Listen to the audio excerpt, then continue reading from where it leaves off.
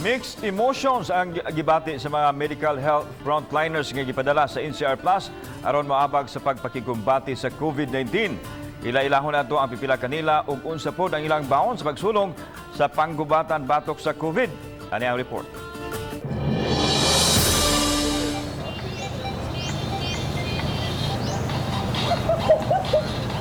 Luyo sa hamubo nga TikTok dance ang nagsagol nga gibati nila sa tahas nga gisangon kanila.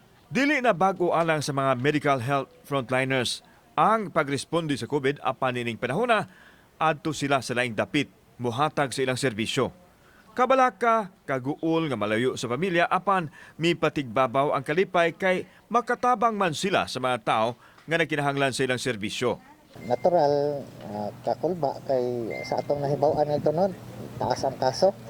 Pero willing ra sad mi nga motabang kay natural nga mauraman sa nimong gipanumpaan sad. I feel anxious kay usually nagkataas man ang cases dito but our mission as a nurse is to help man. Samtang si Dr. Jayken Basilia, ang medical officer for sa VSMMC, miangkon nga gipangulbaan sa bagong assignment sa laing dapit. Apan gipalabi niya ang pagtabang sa isig katao kay mao kini ang ilang gipanumpaan. Mixed emotions, meaning medyo anxious a little bit because I have a family and my family is also anxious. But deep inside, I'm happy also to serve.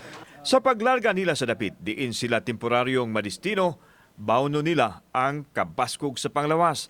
Labaw sa tanan ang hugot nga pagsalig sa labang makagagahom nga magmalampuson sa ilahang bag-ong misyon ug makabalik nga luwas. Samtang gipasabot sa kadaguan sa DOH ug sa VSMMC, kaubos kaayo ang occupancy rate sa mga healthcare facility ug nagkaubos usab ang mga kaso sa COVID sa Central Visayas. Busa, walay angayang kabalak-an ang posibilidad nga magkuwang ang doktor ug ang pasilidad alang sa mga COVID patients. Medyo proud ta because we're the first. I was just informed by our DOH. We're the first region and the first hospital to respond to this. Kauban si Cleofer Lumayag, ako si Alan Domingo. Balitang Bisdak.